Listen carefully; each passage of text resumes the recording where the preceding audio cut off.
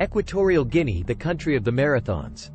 Today we will explore the island life of Equatorial Guinea, its rich history and customs, geographical location, independence, and language. History. The history of Equatorial Guinea is fascinating, involving a mixture of colonialism, oppression, and authoritarianism. Bantu-speaking tribes originally inhabited the country and were eventually colonized by the Portuguese, the Spanish, and the British. During the colonial period, the country was used primarily for its resources, including ivory, rubber, and palm oil. The Spanish were the last to colonize Equatorial Guinea and ruled the country until its independence in 1968. The regions. Equatorial Guinea is a small country containing two parts: the mainland and the island regions.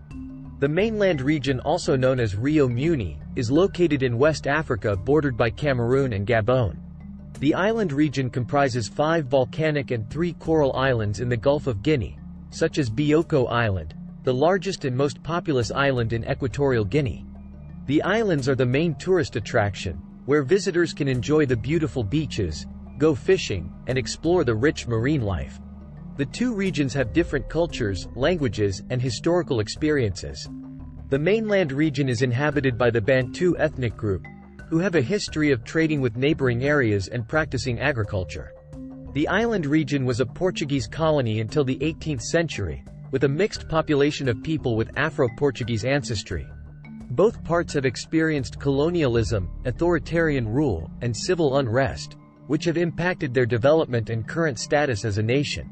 Independence struggle. Independence did not come easy for Equatorial Guinea. It was a struggle led by several freedom fighters, including Francisco Macias Nguema and Teodoro Obiang Nguema Mbasogo. Macias became the first president of Equatorial Guinea in 1968. Human rights abuses, corruption, and violence characterized his regime. In 1979, Macias was overthrown in a coup by his nephew, Teodoro Obiang Nguema. While his rule has been less brutal than his predecessors, Obiang's government has been accused of corruption and human rights abuses. Today, Equatorial Guinea is one of the wealthiest countries in Africa due to its oil reserves. But the wealth is concentrated in the hands of a small elite. The West has a long history of involvement in Equatorial Guinea's natural resources, particularly its oil reserves. After oil was discovered in the country in the 1990s, foreign oil companies flocked to Equatorial Guinea to exploit these resources. Unfortunately, this has resulted in a situation where the vast majority of the country's oil wealth ends up in the hands of a small elite. In contrast, the majority of the population lives in poverty. Despite this, the people of Equatorial Guinea continue to preserve their culture and traditions, which are deeply rooted in their history and customs. Language. Equatorial Guinea has 2 official languages, Spanish and French. The country was a colony of Spain until it gained its independence in 1968, which explains why Spanish is the dominant language. However, French is also widely spoken, especially in the international business community and government. In addition to Spanish and French, several indigenous languages are spoken throughout the country. The Fang language is the most widely spoken indigenous language, primarily expressed in the mainland region. Other indigenous languages in Equatorial Guinea include Bubi, Kum, and Benga. While Spanish and French are the country's official languages, indigenous languages are encouraged and valued. Customs and traditions. Equatorial Guinea has a rich cultural heritage and diverse customs and traditions. The country has several ethnic groups, each with unique customs and practices. The dominant ethnic groups in Equatorial Guinea include the Fang, Bubi, and Ndao. Traditional beliefs and practices play an essential role in the daily lives of Equatorial Guineans. These beliefs are often tied to the natural world, with many traditional rituals and customs based on agricultural practices and moon and sun cycles. The Fang, for instance, are known for their Bawiti rituals, which are used to connect with ancestors and spirits. The Bubi people, on the other hand, have a unique dance and music tradition. One significant aspect of Equatorial Guinean culture is its music and dance. The country has a rich musical heritage, with traditional instruments like the xylophone, balafon, and ngoma used in various ceremonies and festivals. Equatorial Guinean music is also heavily influenced by the rhythms and styles of neighboring countries like Cameroon and Congo. The cuisine is also an essential part of Equatorial Guinean culture.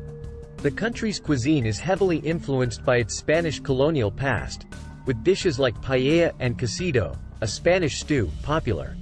However, traditional Equatorial Guinean cuisine includes dishes like plantains, cassava, and yams, staples in many West African diets.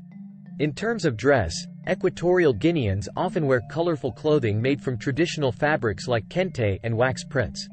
Many of these fabrics are adorned with intricate patterns and symbols with significant cultural and spiritual meanings. Equatorial Guinea is a small country located on the west coast of Central Africa, bordering Cameroon to the north, Gabon to the south and east, and the Gulf of Guinea to the west. The country's capital and largest city is Malabo, located on the northern coast of Bioko Island. Bioko Island, located approximately 40 kilometers off the coast, is home to the country's capital and is the hub of the country's oil and gas industry. The island is also home to several smaller towns and villages. Equatorial Guinea's location has played a significant role in shaping its history. The country's position on the Gulf of Guinea has been a center of trade and commerce for centuries. Additionally, the country's proximity to other African nations has made it a strategic location for political and military alliances throughout its history. Conclusion: Equatorial Guinea is a small but vibrant country with a rich history and diverse culture. Its islands, beautiful beaches, and marine life make it an attractive tourist destination.